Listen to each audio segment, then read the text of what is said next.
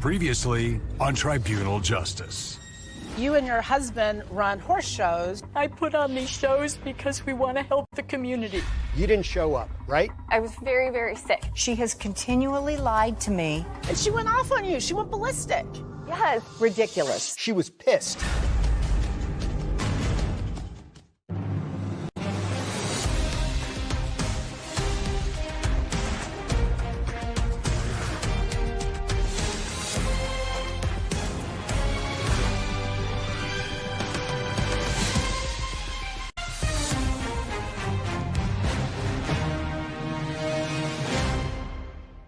Today's case was filed in Santa Ynez, California.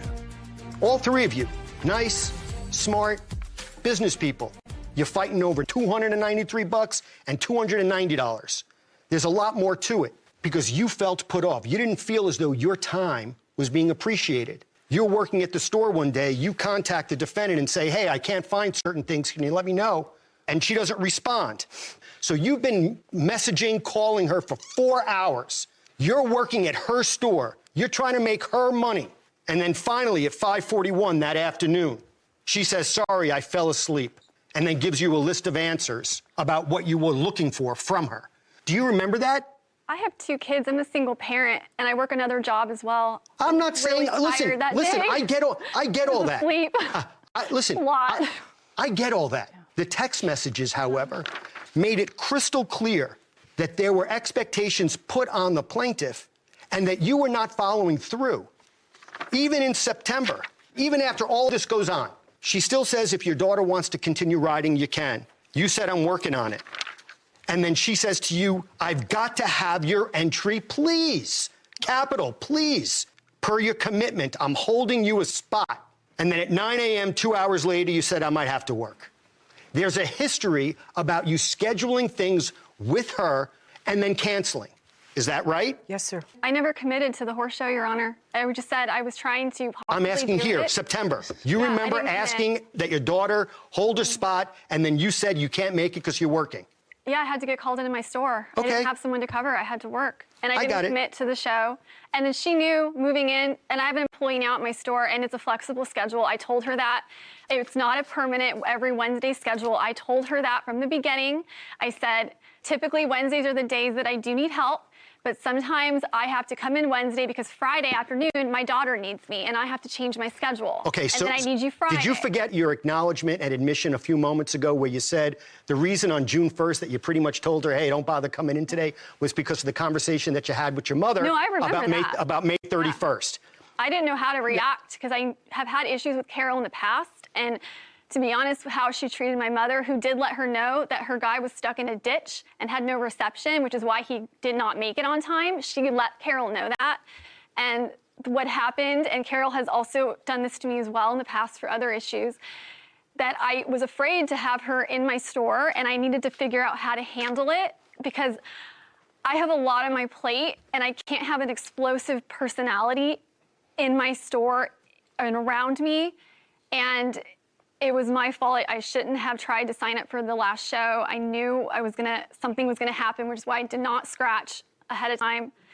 And So you acknowledge that you owe her that money? 100%. I never said I wouldn't pay her. I was just saying from my past shows, the ones I just did recently, we had to You're not going to get listen. You're not going to get an apology. You're not going to get an acknowledgement at all. Because what you said was, I believe it was your mom who told you that you should not be going to the show on December 3rd, right?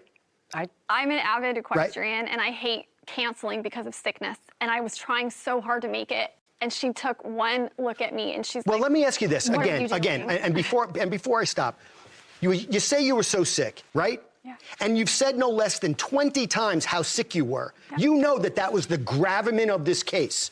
And the easiest thing for you to have done, as was indicated by my colleagues, was to simply come in with some type of proof, anything. You say that you can't breathe, that you have fluid in your lungs. It was almost as though you needed to be in the emergency room, and your daughter as well. That is inconsistent, Mom, inconsistent with the doctor's note that was provided from your... That's all she would write. It's not that all that she would write. She didn't want to get involved. She's like, I have... Understand something. It's not that she wouldn't write you more. She wrote us plenty. What she said was there are no restrictions for your daughter, notwithstanding her not being able to breathe, notwithstanding the respiratory problems, notwithstanding anything that could have ended her up in a bubble with oxygen in a hospital like you want us to believe, which would support your claim that there was a good reason that you canceled at the last minute. Your doctor, her pediatrician, says no restrictions. What about physical education? What about actually running around? What about a 1,600-pound horse? Hold on. Her doctor, pediatrician, says nothing. No restrictions on physical activity. Does that seem like it's less likely that she was as sick as you say she is, or more likely? She was out of school the whole week, and like I said, I should. All I'm looking at is what the proof. I know. Listen, and that was after the show. All I'm looking at is what the proof is. Medication required. I got 3 kids. They were like little germ factories. They get it at school, they come home, they give it to you. I know exactly how it works. You know what we had all over the place? Medication. But she's not like that. Medication. She's homeopathic. They don't do. Let me explain something to you. Let me explain something to you. I don't care. I don't care because the only evidence that your daughter brought in that supported her claim that she was justified in not paying the money was a doctor's note for her daughter. It has nothing to do with what type of doctor she sees. This is the proof, ma'am, that your daughter brought in. And in this proof, it says, did your daughter have to take any medication? And the pediatrician said, no, nothing. Coming up on Tribunal Justice. You've made a point several times about how you can't afford insurance. How do you afford horses?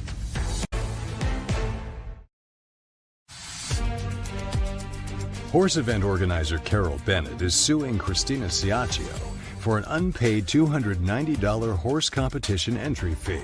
Carol claims Christina canceled at the last minute, but Christina says she was sick and is now countersuing for a $293 balance owed on a saddle. This is the proof, ma'am, that your daughter brought in. And in this proof, it says, did your daughter have to take any medication? And the pediatrician said, no, nothing.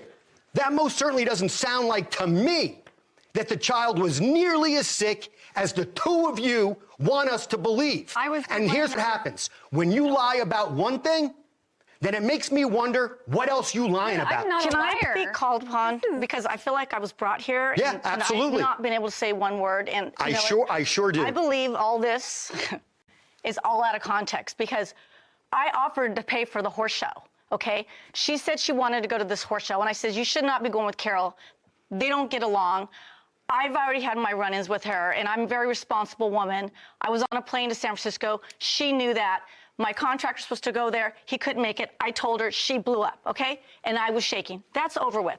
But when I found out, I went to another horse show with my other 2 granddaughters, and she was very rude to my 11-year-old granddaughter. I saw that right away, and I'm like, this isn't well.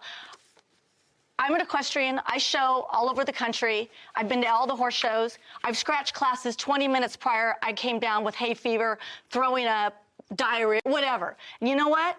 They let you go. I was just at a horse show last week, and they let you go because... That's not her policy. It doesn't matter. We're happy to pay this woman. That's what no one's understanding. But then why didn't you? The reason why we're happy to pay for it, but the problem they had is their communication. I don't know what happened. I'm not in the middle, but I am this. I am the grandma.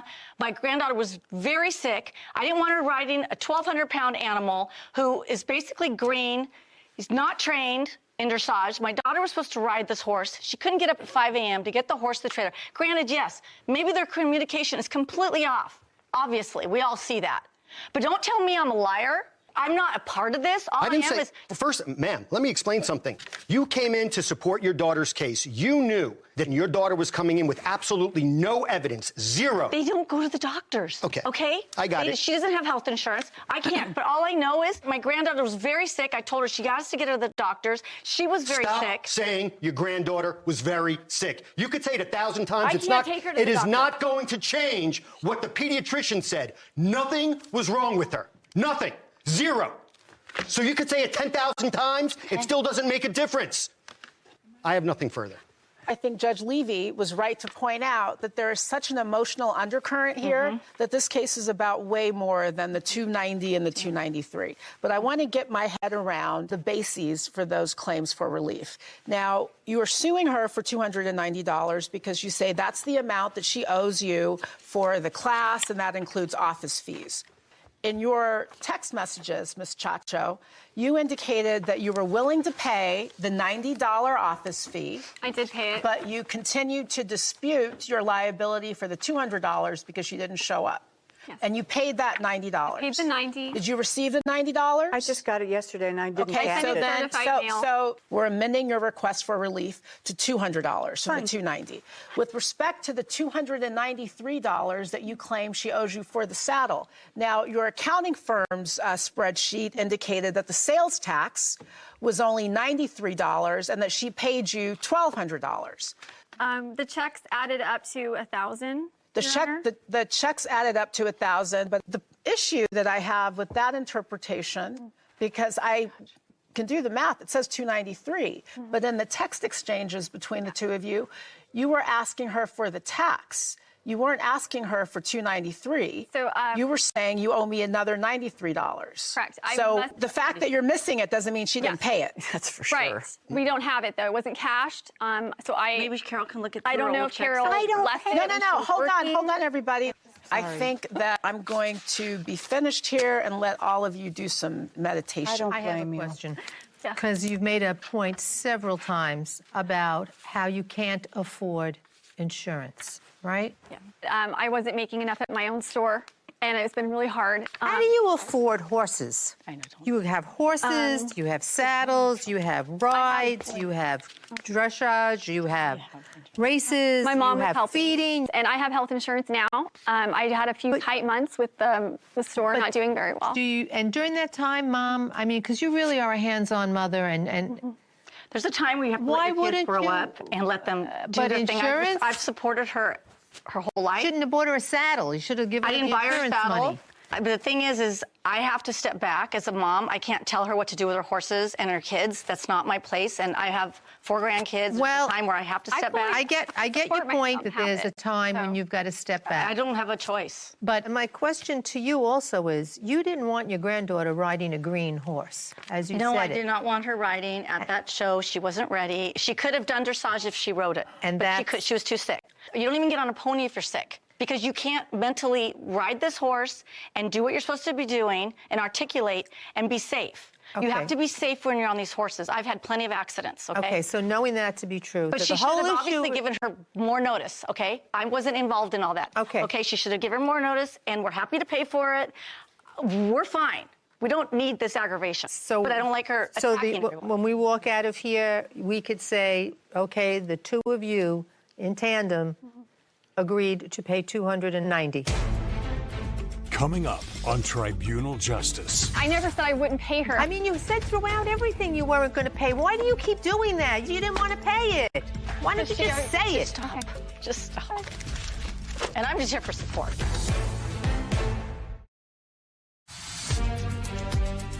Horse event organizer Carol Bennett is suing Christina Ciaccio for an unpaid entry fee after Christina canceled at the last minute.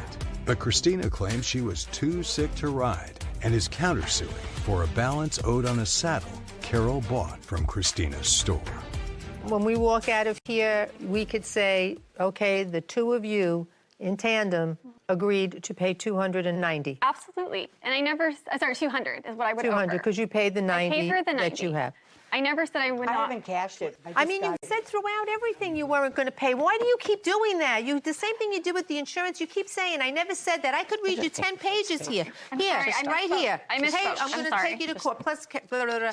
I can't pay. Every show ends like that. We'll call it even at $90. You didn't want to pay it. Why don't you just say it? Stop. Just stop. And I'm just here for support. You did very well.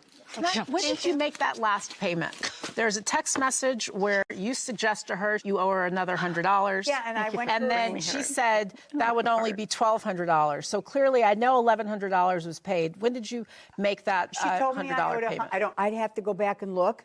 It was a while ago, because I said to her, actually, I'll pay you the rest of the saddle when the house sells. The house sold, and the next day I went over to her store. I said, here's the $100. And she said, great. I said, again, specifically, are we clear? Are we done? Are we good? And she said, yes. So she's saying she paid the whole 12. You're saying she didn't. I think I'm good for now. We're ready. We're going to retire you to deliberate. Mom, you can take your seat again if you'd like. Court now stands in recess. Parties are excused. The plaintiff's request for relief, amended now to $200, is super easy for me. She says she was sick. She hasn't really provided any evidence of being sick. And frankly, even if she had, I think in this circumstance, it's immaterial. I mean, unless she had leprosy or some wildly contagious thing, you cannot run a business if people can say, oh, I'm going to hold a spot, but then not pay for the spot and then not show up because I don't feel well. So I think the plaintiff is easily entitled to that $200. As to the defendant's request for $293, now she showed us her accountant's spreadsheet. That spreadsheet suggests that only $1,000 was paid, but in the earlier contemporaneous text messages, the defendant acknowledges receiving $1,100. The plaintiff says that she paid her the full $1,200. I'm just going to throw this out there as between the two of them. The plaintiff may be kind of excitable, but I also found her credible.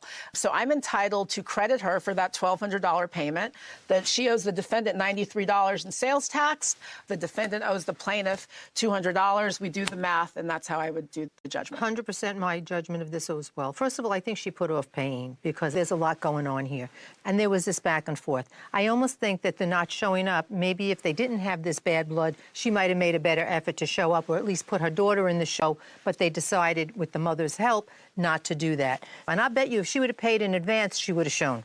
That's what I really believe. So the only thing left is the $93, which really was the plaintiff's complaint all along. I shouldn't have had to pay tax. Right. But the reality is she does have to pay the tax, so it's $93. Everybody's got to pay the rabbi. Total. Everybody's got to pay the rabbi. Total here, $107 to the plaintiff. To the plaintiff.